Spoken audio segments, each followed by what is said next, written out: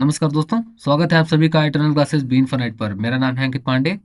Spectrum modern Indian की history की series में आप सबका स्वागत करता हूं मैं एक बार फिर से। चैप्टर नंबर 2 हम लोग इस बुक का पढ़ रहे हैं और जिसका नाम है major approaches to the history of modern India. ठीक है, तो ये चैप्टर हम लोग कर रहे हैं। अभी तक हम लोगों ने कई सारे अप्रोचेस पढ़ चुके हैं।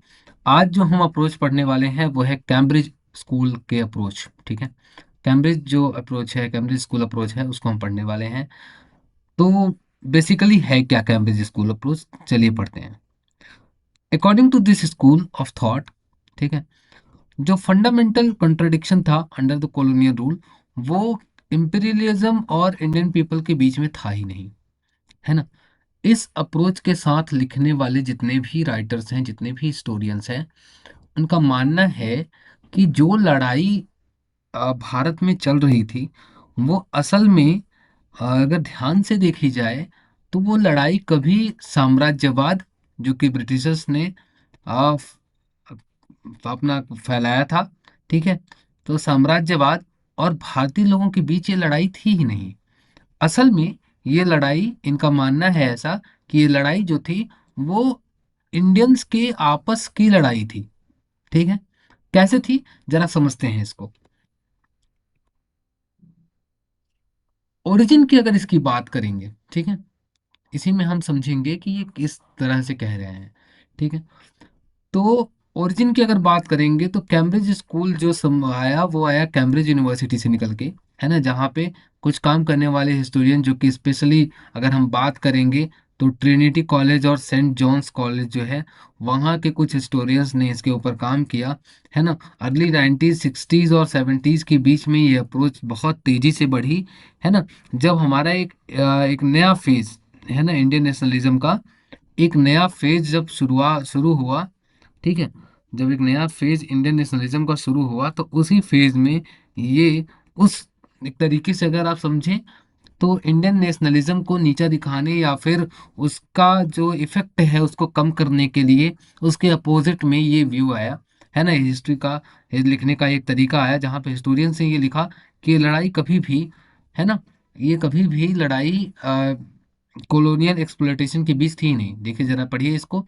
Indian nationalism was not a product of struggle of the Indian people against colonial exploitation. कभी ये कॉलोनियल जो एक्सप्लॉयटेशन था, जो बाहरी ताकतें आके हमारे रिसोर्सेज का यूज करती थी, हमारे जो चीजें थी हमका यूज करके हमको पटने का लूटपाट कर मचाते थे यहाँ पे, वो कहते हैं इनके खिलाफ तो इनकी लड़ाई ही नहीं थी। इनकी जो असली लड़ाई थी वो थी कि जो बेनिफिट हमको अंग्रेजों से मिल रहा है, वो बेनिफिट सारा का सारा कुछ लोग ही के पास रहे, है ना, कुछ एलीट क्लास के लोगों के पास रहे, और इसीलिए ये लड़ाई हो रही थी। ये हिस्टोरियंस का मानना है जो कैम्ब्रिज स्कूल के अप्रोच को फॉलो करते हैं। तो उनके हिसाब से ये जो लड़ाई है, जो इंडियन नेशनलिज्म है, इंडियन नेशनलिज्म कॉलोनियल एक्सप्लॉयटेशन के खिलाफ नहीं, बल्कि जो ब्रिटिशर्स से मिलने वाले फायदे थे, जो बेनिफिट्स थे, उनको गेन करने के लिए लड़ाई थी। ठीक है, उसका प्रोडक्ट था, ठीक है, उससे निकली हुई चीज थी। उनका मानना है कि जो लीडर्स थे नेशनल मूवमेंट के, जो हमारे इंडियन नेशनलिज्म को फॉलो करने वाले, और भारतीय जो हमारी स्वतंत्रता आंदोलन था उसमें हिस्सा लेने वाले जो लीडर्स हैं, उन अकॉर्डिंग टू दिस स्कूल, इस स्कूल के अप्रोच, इस अप्रोच के हिसाब से, वो सब केवल और केवल पावर यानी सत्ता और शक्ति के अ, प्रभाव में थे। उनको केवल और केवल पावर चाहिए थी, और मटेरियल बेनिफिट्स के लिए वो ये सारा का सारा जो है नेशनल मूवमेंट वगैरह कर रहे थे। समझ आया। तो एक्सप्लॉयटेशन के खिलाफ तो इनकी लड़ाई कभी थी ही नहीं, ये इन हिस्टोरियंस का मानना है। ठीक है, इस अप्रोच ने, मैं बताऊं अगर, तो इस अप्रोच को बहुत सारे लोगों ने क्रिटिसाइज किया, है ना।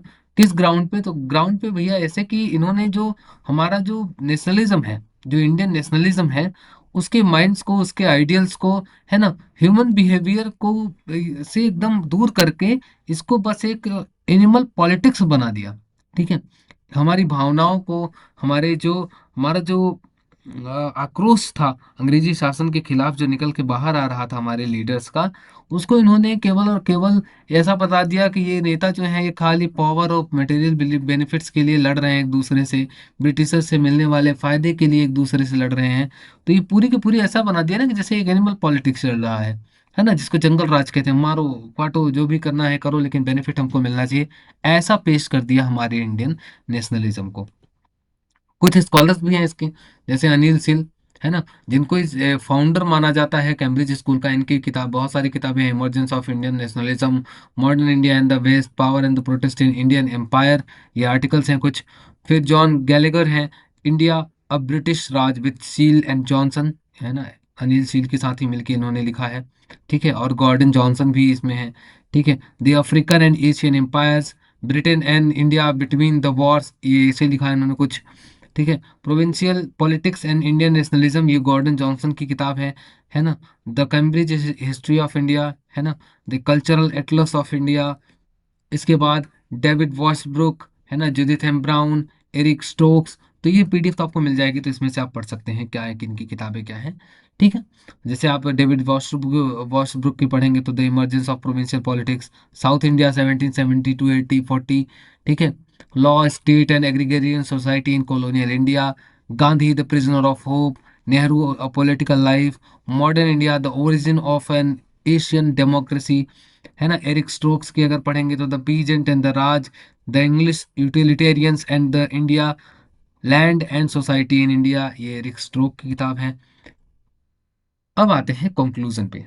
अभी तक आपको समझ में आ गया होगा कि कैम्ब्रिज अप्रोच के साथ हिस्ट्री लिखने वाले लोग किस तरीके की सोचते हैं। अभी तक हम जो नेशनल इंडियन नेशनलिज्म को सोच रहे थे, आप में से अब अभी तक जो लोग सोच रहे होंगे, इनके दिमाग में कभी इस तरह की सोच, इस तरह का कोई आइडिया आया नहीं होगा। ठीक है, तो एक तरीके से अगर हम बात करें तो बहुत ही ज़्यादा इंपॉर्टेंट एक रिवाइजनिस्ट पर्सपेक्टिव है, एक नया पर्सपेक्टिव, एक अलग ही तरीके का एक पर्सपेक्टिव है, जहाँ पे सारा का सारा जो फोकस है वो शिफ्ट कर दिया जाता है इंडियन नेशनलिज्म का, from the ideology and mass awakening, जहाँ पे उससे हटा के लोकल पॉलिटिक्स, है ना, एलिट इंटरेस्ट, पैट्रोनेज नेटवर्क और ब्रिटिश क्रिएटेड इंस्टीट्यूशन के आसपास इसको पूरा घुमा दिया जाता है कि जो फायदे यहाँ पे मिल रहे थे वो फायदों के लिए बस लड़ाई हो रही थी। समझ आया? ठीक है। हावेवर, अप्रोच जो है वो अब भी इनकम्प्लीट है, क्योंकि इन्होंने अंडर एस्टिमेट कर दिया जो जेन्युइन एंटी कॉलोनियल सेंटिमेंट थे हमारे लोगों के बीच, है ना। पॉपुलर जो पार्टिसिपेशन था जो मूवमेंट में, उसको भी इन्होंने मिस किया पूरी तरीके से, है ना। अगर ये केवल और केवल एनिमल पॉलिटिक्स होता तो गांधी जी के पीछे इतने लोग दांडी मार्च में नहीं निकल जाते। ठीक है, अगर ये केवल और केवल इंडियन पॉलिटिक्स या केवल ऐसा एलिट पॉलिटिक्स होता तो इतने लोग जो हमारे साथ जुड़े नेशनल मूवमेंट में, इन्होंने इतने लोगों ने जो जान गंवाई, वो केवल और केवल इसलिए नहीं गंवाई है कि आप, हमको आपसे बेनिफिट चाहिए था और उसके बदले में नहीं है। ये देखने का तरीका हो सकता है एक, पर पूरी तरीके से ये सच नहीं है, इसीलिए इसको इनकम्प्लीट कहा गया है। आइडियोलॉजिकल जो मोटिवेशन था, है ना, लोगों की जो विचारधारा, ऐसे गांधी के विचार जो लोगों को इतनी तरीके से, इतनी अंदर तक जाके प्रभावित करते हैं, वो उन सारी चीज़ों को ये अप्रोच जो है इन एक्सप्लेन करने में इनकम्प्लीट है। ठीक है, कैपेबल नहीं है।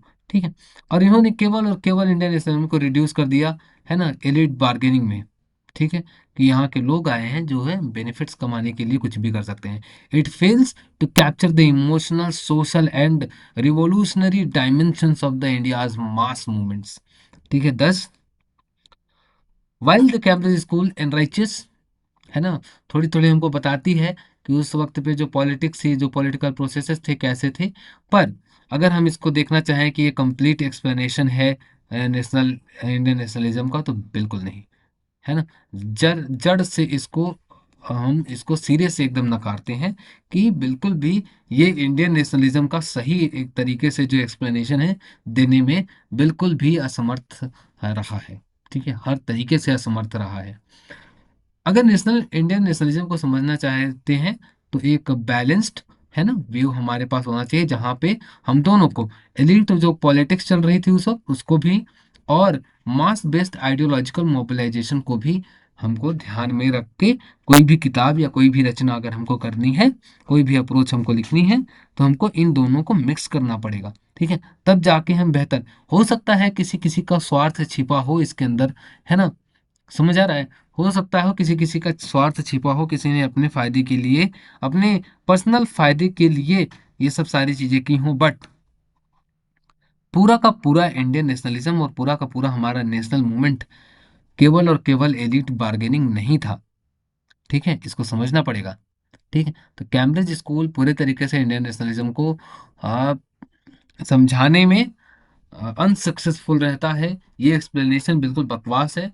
ठीक है, पढ़ने के लिए है तो पढ़ लेना, कैम्ब्रिज स्कूल होता क्या है मैंने बता दिया है। इस एक लाइन से आप केवल कैम्ब्रिज को समझ सकते हैं। याद करने के लिए कुछ नहीं है, केवल और केवल फाउंडर याद कर लीजिएगा, कुछ किताबें इनकी है, पढ़ लीजिएगा। समझ आया? चलिए, अगर आपको इतना समझ में आया है तो थैंक यू सो मच, है ना। फिर अगली वीडियो में मिलते हैं एक नए अप्रोच के साथ। और पीडीएफ, पीडीएफ तो बताना ही भूल गया, पीडीएफ आपको मिलेगी, टेलीग्राम पे चले जाइएगा आप, वहाँ पे सर्च करिए AC बी इन्फानाइट।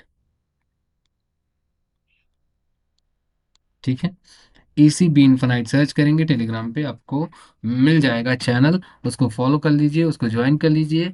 और इंस्टाग्राम पे भी आपको ECB इन्फानाइट के नाम से ही मिल जाऊंगा मैं, और दोनों को फॉलो कर लीजिए और इंस्टाग्राम को ज्वाइन कर लीजिए, वहाँ PDF मिल जाएगी। सेम टू सेम, नोट्स बनाने का काम ही नहीं है, समझ आया, इससे पढ़ लीजिएगा। चलिए, पढ़ते रहिए, थैंक यू सो मच। अगली वीडियो में मैं फिर एक नए अप्रोच के साथ मिलूंगा, और किसी टॉपिक पे वीडियो अगर आप चाहते हैं तो कमेंट बॉक्स में बता दीजिएगा। पूरी की पूरी प्लेलिस्ट लक्ष्मीकांत की और स्पेक्ट्रम की वो आपको डिस्क्रिप्शन बॉक्स में मिल जाएगा। समझ आया? चलिए, थैंक यू सो मच।